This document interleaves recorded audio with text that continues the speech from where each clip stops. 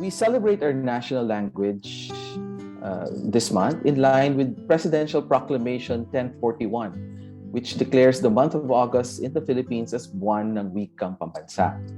This month-long celebration coincides with former Philippine President Manuel L. Quezon's birth anniversary.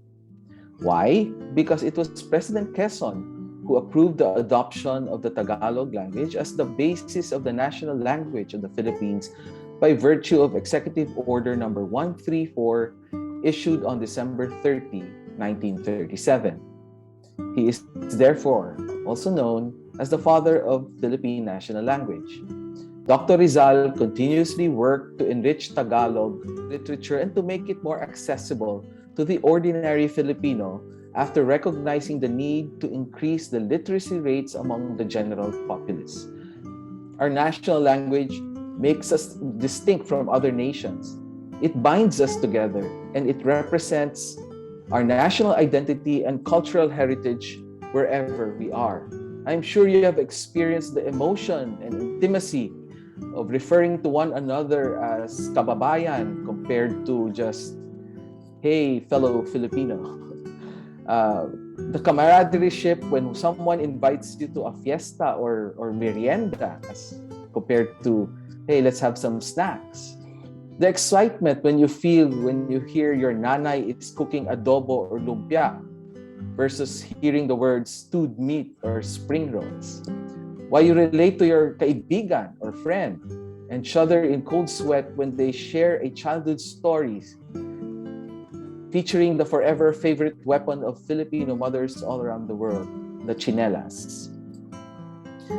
The Filipino language also allows our non-Filipino friends to have a better understanding of our people as a whole. The connection between language and home, it's not a new concept. The Polish-American poet and diplomat Czesław Miłosz, and I hope I gave justice to his name, said that language is the only homeland.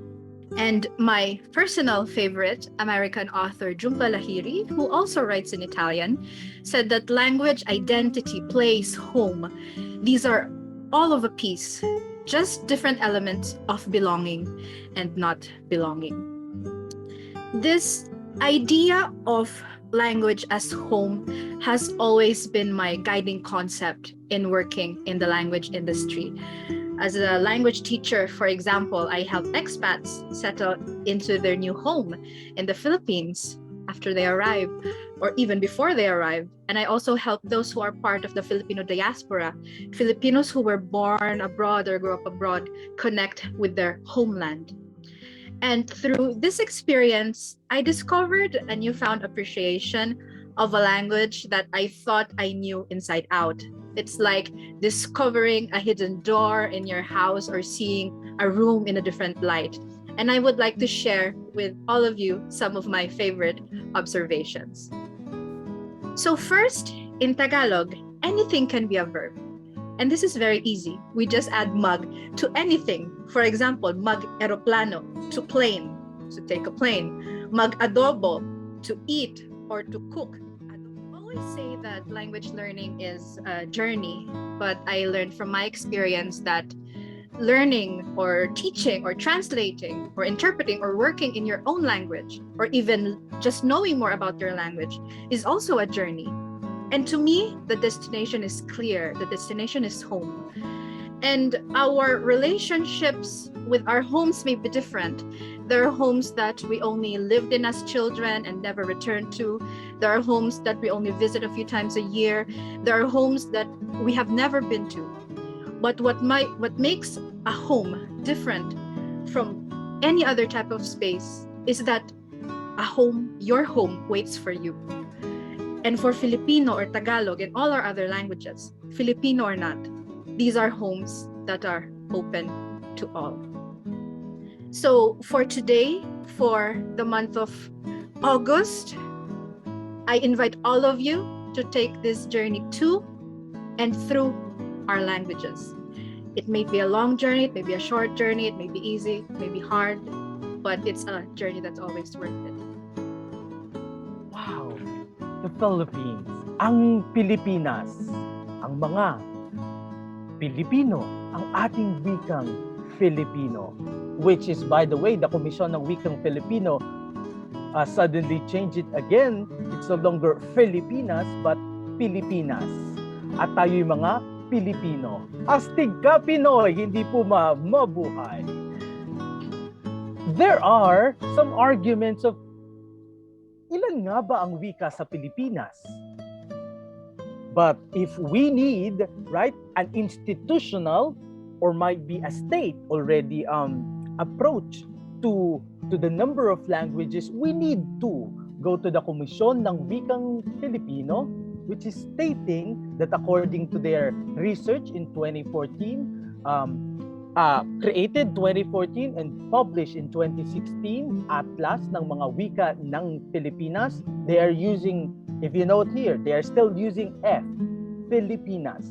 Why? Because as already mentioned a while ago, we are in 333 years. We were colonized by, of course, the crown of Spain. And we are named after King Felipe, right? That's why we are de las Islas, Filipinas. But now, they're saying there are 133, or rather 130 Filipino languages. But of course, with new researches now, they are saying 170, 180. But again, so far, at Atlas ng mga wika ng Pilipinas is concerned, we have 130 languages. Right? And they are saying these are the major languages in the Philippines: Bicol, Ilocano, Hiligaynon, Pampango, Pangasinan, Cebuano, Tagalog, at Waray. They also include Marinao, Tausug, at Magindanaoan. What are the basis of saying these are the major languages in this country, in our country, the Philippines? First, they are considered the major languages in the country because, una, may malaking bilang ito ng tagapagsalita. Majority of the people is speaking this language. Ikalawa, may mahalagang tungkulin ito sa bansa bilang wika ng pagtuturo, wikang opisyal at wikang pambansa. It means these languages are important part, tool, medium, specifically for the formal education, right?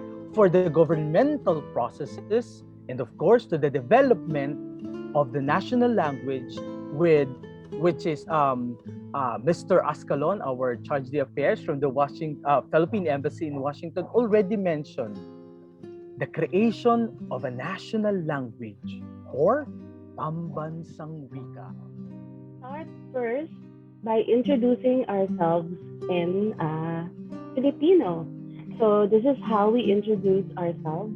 So these are some of the things that you can say from wherever you are. You say your name, ako, si, and then taga, from the place where you came from, and isa akong, like your profession, or however it is that you want to introduce yourself. So you can say isa akong nanay, like if you are a mother, or isa akong doktor if you are a doctor, or isa akong guro if you are a teacher.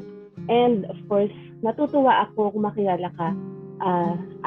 I'm glad to have met you. Compiled here 6 Tagalog words to remember to survive in the Philippines, because these are the 6 words that you can use to start a conversation, or if you are lost, or if you want to ask anything, these are the words that you can use to compose a question. This is something that I always tell my students to remember. So just remember these 5 words. So derecho, which is straight, kaliwa, which is left, kanan, which is right, baba, like when you're going downstairs, down, means down. But if you want to give directions, just remember baba. And then taas, which is up, which could mean like you want somebody to go upstairs, or to go one level up, or to the top floor. That is how you will be able to find your way in Metro Manila if ever you get to visit the Philippines once the pandemic is over.